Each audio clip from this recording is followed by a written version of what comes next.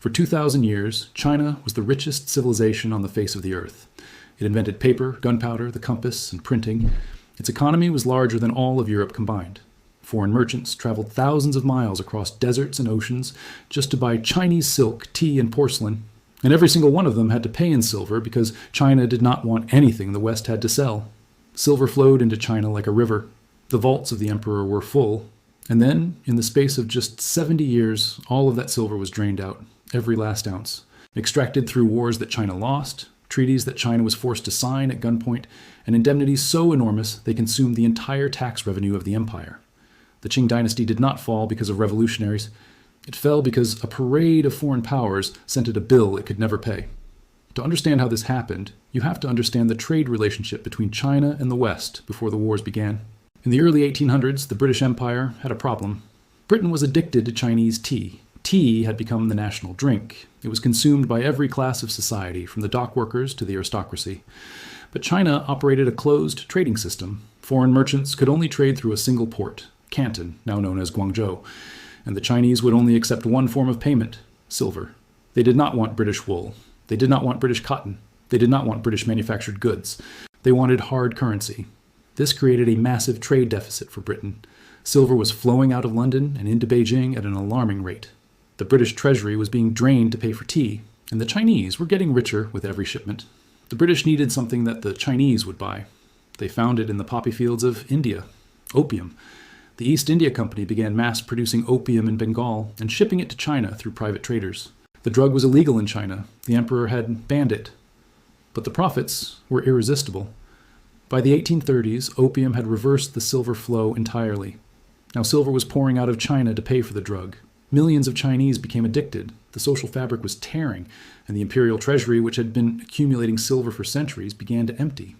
In 1839, the Qing emperor appointed a special commissioner named Lin Zexu to deal with the crisis. Lin traveled to Canton, confiscated over 20,000 chests of British opium, and destroyed them publicly by mixing the drug with lime and salt and flushing it into the sea. It was an act of sovereign authority. China was enforcing its own laws on its own soil. Britain's response was to send the Royal Navy. The First Opium War lasted from 1839 to 1842. It was not a contest.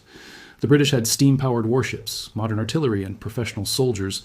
The Chinese had wooden junks and antiquated cannons.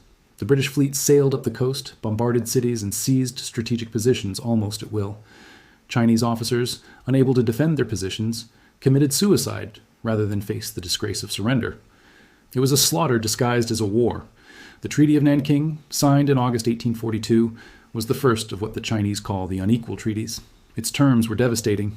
China was forced to cede the island of Hong Kong to Britain permanently. It was forced to open 5 ports to unrestricted foreign trade, dismantling the Canton system that had controlled commerce for over a century. British citizens in China were granted extraterritorial rights, meaning they were exempt from Chinese law. And then came the bill. China was ordered to pay 21 million silver dollars to Britain as an indemnity, 6 million for the opium that Lin Zexu had destroyed, 3 million for debts owed to British merchants, and 12 million for the cost of the war that Britain had started. Think about the structure of that payment. China was being forced to reimburse Britain for the military expenses of invading China. It was being charged for its own conquest. But the First War was just the beginning. In 1856, Britain and France launched the Second Opium War. The pretext was minor, a dispute over the boarding of a ship and the murder of a French missionary. The real purpose was to pry open the Chinese market even further. The war culminated in the burning of the old summer palace in Beijing, one of the great architectural treasures of human civilization. British and French soldiers looted it for days before setting it on fire. It burned for 3 days. The emperor fled to Manchuria. The treaties that followed, the Treaty of Tientsin and the Convention of Peking, imposed new indemnities. China was ordered to pay an additional 8 million taels of silver to Britain and 8 million taels to France. More ports were opened. More territory was surrendered. The Kowloon Peninsula was ceded to Britain, and for the first time, opium was formally legalized in China. The drug that was destroying Chinese society was now protected by international treaty. Each indemnity payment drained silver from the Chinese economy. Silver was not just a currency, it was the foundation of the entire monetary system. Peasants earned their income in copper coins, but paid their taxes in silver. When silver became scarce because it was leaving the country to pay foreign indemnities, the exchange rate between copper and silver shifted violently. It took more and more copper coins to equal 1 silver tael. This meant that, effectively, the tax burden on ordinary Chinese farmers doubled and tripled. even though the official tax rate had not changed. The peasants were being crushed by an invisible inflation created by the outflow of silver to foreign powers. This financial pressure helped ignite the Taiping Rebellion, one of the deadliest conflicts in human history. The rebellion lasted from 1850 to 1864 and killed an estimated 20 to 30 million people. It nearly destroyed the Qing Dynasty. And while the government was fighting for its survival internally, the foreign powers continued to demand their payments externally. The empire was bleeding from both ends. Then came the war with Japan. In 1894, the rising Japanese Empire attacked China over control of Korea. The Sino Japanese War was another humiliation. The modernized Japanese Navy destroyed the Chinese fleet. The Treaty of Shimonoseki in 1895 imposed yet another indemnity, this time 200 million taels of silver payable to Japan. On top of that, China was forced to cede Taiwan and the Liaodong Peninsula. The 200 million taels was an astronomical sum. The Qing treasury did not have it, so the government had to borrow from European banks, primarily French and Russian, to pay the Japanese indemnity. Now China was paying interest on loans taken from Europeans to pay reparations to Japan. The debt was compounding. The empire was being hollowed out from the inside. And then came the final blow. In 1900, a popular uprising known as the Boxer Rebellion swept across northern China. The Boxers were a grassroots movement of Chinese peasants and workers who were furious at the foreign presence in their country. They attacked foreign missionaries, diplomats, and Chinese Christians. The Qing court, in a catastrophic miscalculation, chose to support the Boxers and declared war on all foreign powers simultaneously.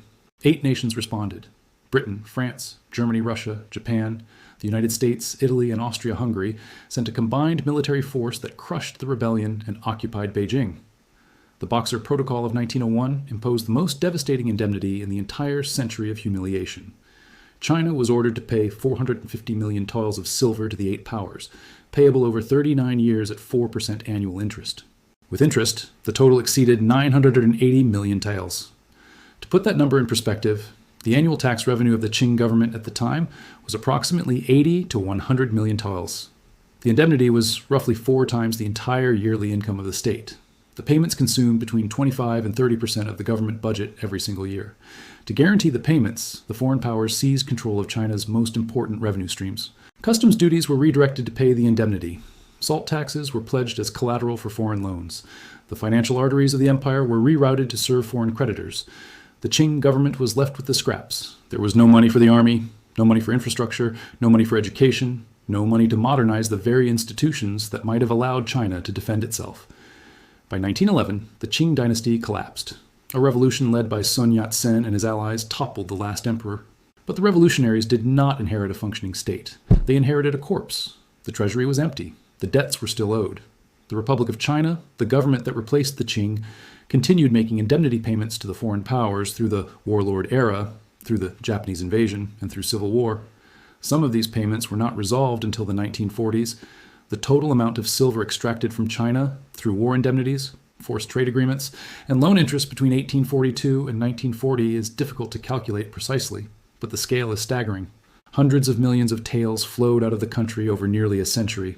Each payment weakened the currency, raised prices, increased the tax burden on the poorest citizens, and reduced the government's ability to function.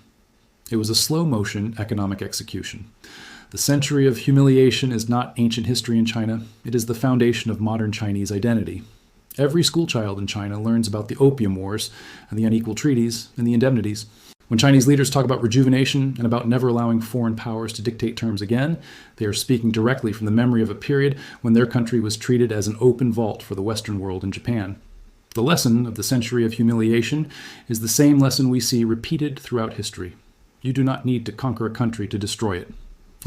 I will just need to send it a bill it cannot pay. The cannons open the door, the treaty sets the terms, and the indemnity does the killing.